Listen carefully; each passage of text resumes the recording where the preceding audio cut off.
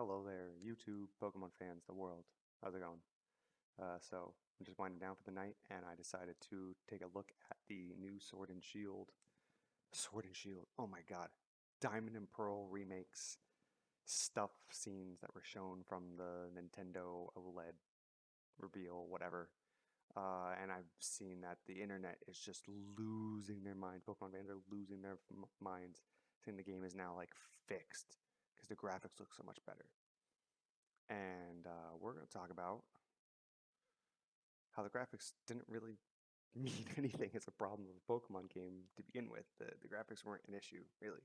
Uh, so we're going to talk about I'm going to yell at the screen like a maniac while you all are forced to listen or not if you click off the video about the actual 5 problems or just 5 things that have been a problem in the past few 3D Pokemon games that will probably continue and are much bigger problems than the graphics themselves. So on a real quick note of the actual graphics, the graphics aren't really a problem. I to to reiterate, the problem that I have with the graphics is the glaring difference between the two, the chibi style and then the in-game battle normal style. I wish they just stuck with one. I understand it's a kind of a callback to the way that Diamond and Pearl, Platinum, Heart Gold, Soul Silver were done. But at the peak of Gen 4, Heart Gold, Soul Silver, they had walking Pokemon following you. They don't have that in this game. So if they had that, I would understand why they had to make the chibi style, but they didn't have to make the chibi Link's Awakening type of style. I'm not necessarily a fan of that style. I prefer the way it's done in battle, but it's not really that much of an issue. But just my quick 2 cents to anyone who says that the graphics are a problem. They're not really a problem. It's fine. So the first issue is something that has been there since the dawn of X and Y in these 3D Pokemon games. It's the lifeless models and attack animations for a majority of the Pokemon that have been continuing onward. This has nothing to do with the graphics themselves. The graphics in Legends Arceus so far looks significantly worse than what's in it. It looks like a game that's in its alpha stage, right? It doesn't look like a complete or good game. But its attack animations look much better. Pokemon fans were like, oh my god, they're starting to fix some of these things. So if those are in there, who cares how the game looks? Who gives a shit, really? You know, if you're having, I'll try to show some animations here from the 2 games I was playing. I was playing Pokemon Omega Ruby mod, ROM hack, whatever, and a Pokemon Ultra Moon mod. Tropius and Swellow, the famous Pokemon with and Pelipper, just these lifeless T-poses, Wingull, all these Pokemon that are just sitting there in the air like this. Just there, not moving, not their regular animations, nothing. It doesn't give life to a Pokemon game when all the Pokemon look like they're just these cheap little 3D models that are sitting there that have also are just updated versions of the same models from those games. So if they are that, which they probably are, who cares how the graphics look if the models are still going to be as lifeless and lack of animation and life. Same thing with the attack animations. If the attack animations continue to just be lackluster, the famous Blastoise hydro pump and out of his water cannon and stuff like that, and then who cares? Like, who cares how good it looks or not? It wouldn't be better than the originals if they're going to remake it and not fix this problem that's been there for years. Now, the next 3 things I'm going to talk about are, I guess, more subjective on me, just my own observations of Pokemon games as of late. But the higher price tag with the same or more likely less features that were in Platinum and Heart Gold Soul Silver, and those original games were $40. So to have a 50% price hike and have less features, have worse animations and models because they're just lifeless, that's a big issue. Who cares again how it looks? Why would you pay $60 for a game that's just going to have the same issues that it's had for years and is a remake of a game that is significantly worse and even lacking in features that that game has? Why not just re-release that game? Allow the fans to just be able to play that game on something. That'd be great to just release it on Nintendo Switch Online. You can buy it, $20 for each of the other ones. La-di-da-di-da, whatever. So much better than $60 for this game that's just lacking in features. Battle Frontier. Is it even going to be there? Don't know. We still don't know. We have no. It's coming out in what is it, like 4 months, 5 months, and we have almost no information on any of that.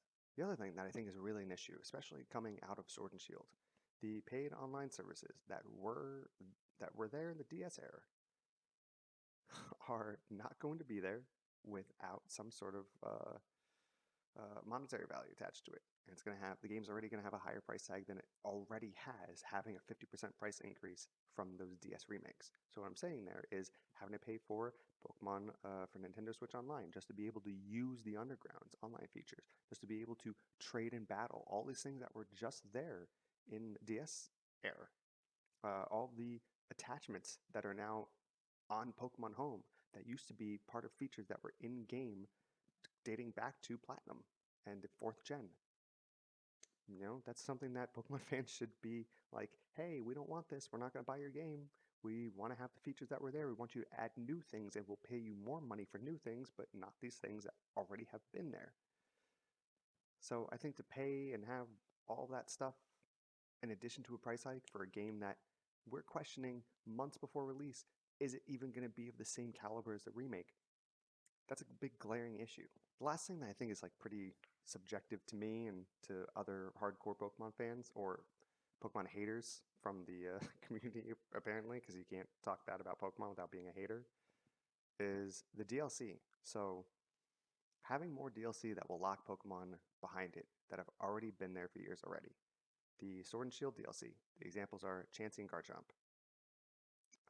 Is this game just going to be able to communicate with Sword and Shield? Is it going to communicate with Home and Go? How's that all going to work? Again, we don't know. Have no idea. It could be fixed, could be not. What's it going to be like with the National Dex? Is the National Dex going to be unlocked? Is there going to be DLC at all? If there is DLC, what's going to be in the DLC? New Pokemon to catch? Are they going to be re-releasing old Pokemon to catch? That kind of doesn't make any fucking sense. So what's going on there? Now, if there's a paywall behind having old Pokemon you've already been able to capture for years in the new game, you're buying into the scam. So I don't see the point in that. And any logical human being would not see the point in that. But again, we're talking to Pokemon fans here. The final thing that I think is a real big issue, much bigger than the graphical issues. Who cares? Oh my god, it looks so good on the... by the way, this is on the Nintendo Switch OLED that they showed it on. It's not going to look that good on the regular Nintendo Switch. But whatever. More complications with the battle system. I don't understand why people who, specifically like all these people who play Showdown, yeah, I'll call out names here. Joey should be the first person, PokeAim MD, should be the first person coming out here with this list of stuff, with number 5 being on his top 1.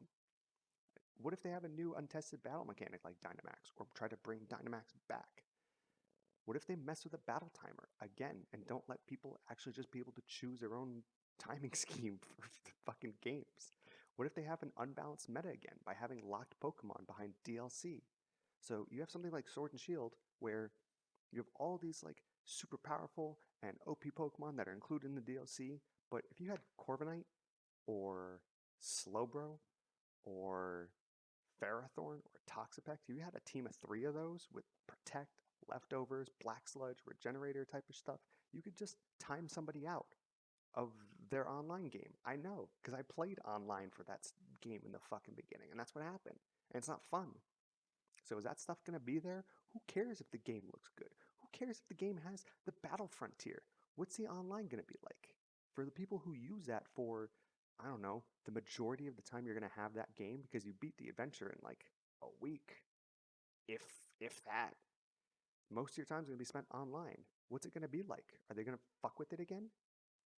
I don't understand all these people who had that problem in Sword and Shield and are out here spouting, hey, what's going on with this? Can you fucking tell us? Like, it's an important part of the metagame.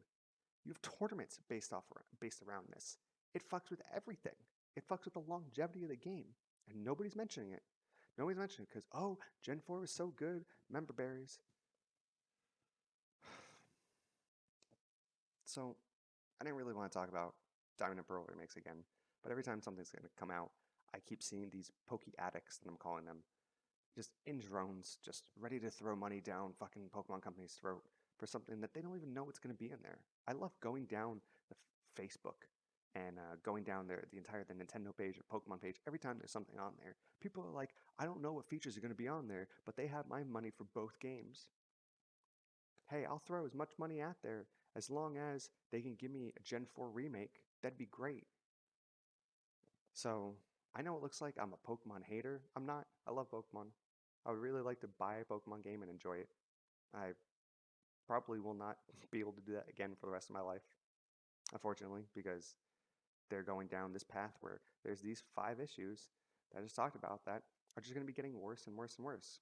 If they don't fix them, you're buying a lifeless game that has less content and less life into it than the old $30 and $40 games for the DS era. You want to do that? Keep doing it by all means. But I'm gonna keep calling out Pokemon companies bullshit and talking shit about them because maybe through this video and through reaching out to the community, maybe you guys will actually see that I'm not here to just shit on Pokemon. I just want to have a good Pokemon adventure, and I love Gen 4. And it just pains me that it's turning into this. So I'll catch you guys next time. Next release of Pokemon information.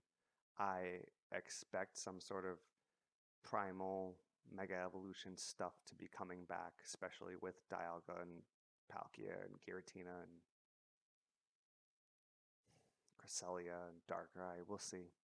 We'll see. But if none of these things are fixed, why even bother, guys? And gals, and everyone in between. So thanks for watching the video. If you liked what you saw in the video or in other videos out of the channel, feel free to leave a like or subscribe. Don't feel obligated, but feel free to leave them. They also likes help me know, and positive comments let me know kind of what you guys like and what I'm doing well out of the channel. And if you didn't like anything you see, make sure you leave it down in the comments below so I can also kind of know what's not really going well, so I can try to improve everything. Also like to let everyone know that I was streaming more on Twitch, just kind of started, so I'm going to be streaming a lot more. Everything that's on there will eventually kind of be onto YouTube at some point into the shorter clips, but everything I'm going to be streaming is going to be, somewhere here, some little box so you can kind of see that's everything I'm going to be streaming right now, and I'll update it when I'm going to be streaming new stuff. But for now, this is, if you're interested in seeing any of these games, that's what I'm going to be kind of playing for the potential future. They're kind of just chill night streams, so if you're interested in any of them, come on down. Feel free to leave suggestions and, talking about the gameplay and hints and things, unless I really ask to play something blind or something new. Also, if anything here catches your fancy, or if you have any other suggestions based off of stuff over here, please let me know so I can check them out. I'm always interested in hearing other opinions and finding out about new games. So I'll leave all the information for Twitch kind of down below. And that's it for now. So until next time, hope you all have a good one and stay safe out there.